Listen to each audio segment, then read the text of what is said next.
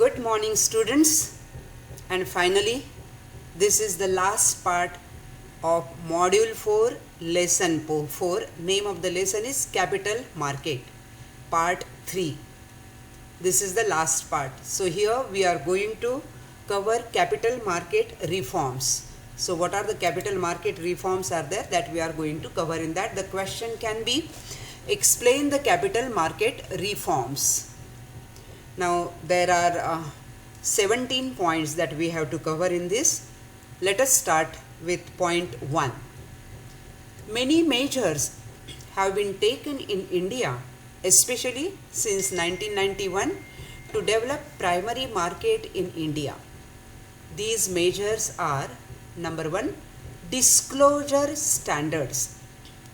Companies are required to disclose all material facts and specific risk factors associated with their products. Second, freedom to determine the par value of shares. The requirement of issue of shares at a par value of rupees 10 and rupees 100 was withdrawn. SEBI has allowed the companies to determine the par value of shares issued by them. Next, underwriting optional. To reduce the cost of issues, underwriting by the issuer is made optional. FIIs permitted to operate in Indian market. Foreign institutional investors such as mutual funds, pension funds are allowed to invest in equity shares as well as in the debt market. Next, accessing global funds market. Indian companies are allowed to access global finance market and benefit from the lower cost of funds. Next, intermediaries under the purview of SEBI. Merchant bankers and other financial intermediaries such as mutual funds including UTI, portfolio managers, registers to an issue, share transfer agents, underwriters, custodians of securities and venture capital funds have been brought under the purview of SEBI. Next, prohibited merchant bankers carrying on fund-based activities. Merchant bankers are prohibited from carrying on fund-based activities other than those related exclusively to the capital market. Next, credit rating activities. Various credit rating agencies were set up to meet the emerging needs of capital market. They provide an assessment of the investment policy of credit instruments issued by business units. Next, disclosure and investor protection guidelines for new issues, DIP. In order to remove inadequacies and systematic deficiencies to protect the interest of investors and for the orderly growth and development of securities, the SEBI has put in place DIP guidelines to govern the new issue activities. Next, new regulations covering alternative investment funds. In order to extend the reach of regulation to unregulated funds, SEBI has notified new regulations in 2012 to cover alternative investment funds. Next, rolling settlement. This is an important measure to enhance the efficiency and integrity of securities market. Under rolling settlement, all trades executed on trading day, that is T, are settled after certain days, that is N. This is called T plus N rolling settlement.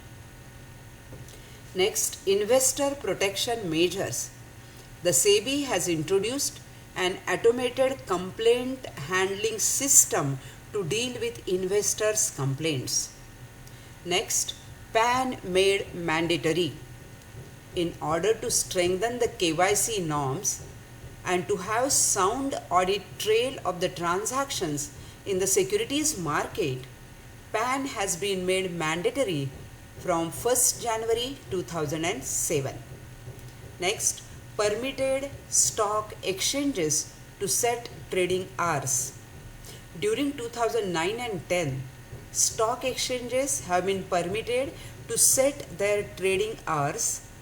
This is subject to the condition that these are between 9 a.m. to 5 p.m. Next, Rajiv Gandhi Equity Savings Scheme, RGESS.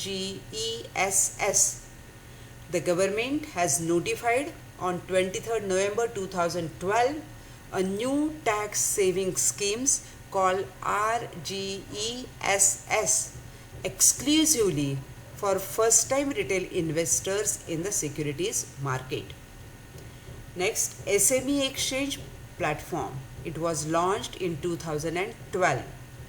And the last, regulatory framework for governance and ownership of stock exchanges, clearing corporations and depositors. It was introduced in 2012.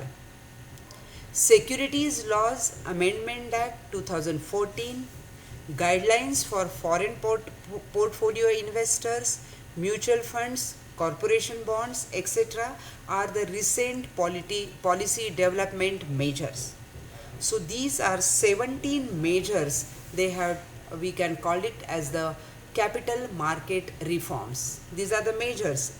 Whatever the new things are coming in the market, government wanted to apply all those things in the capital market. It started applying from 1991. So many schemes are there, so many measures are there. They started from 2012, 2009 and all.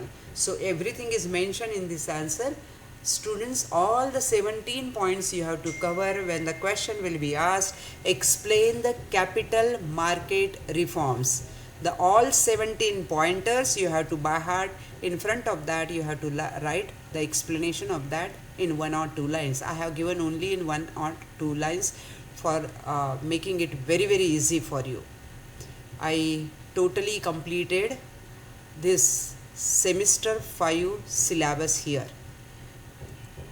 Hope it is going to help, it is going to give a great help to all of you. Thank you very much. God bless you.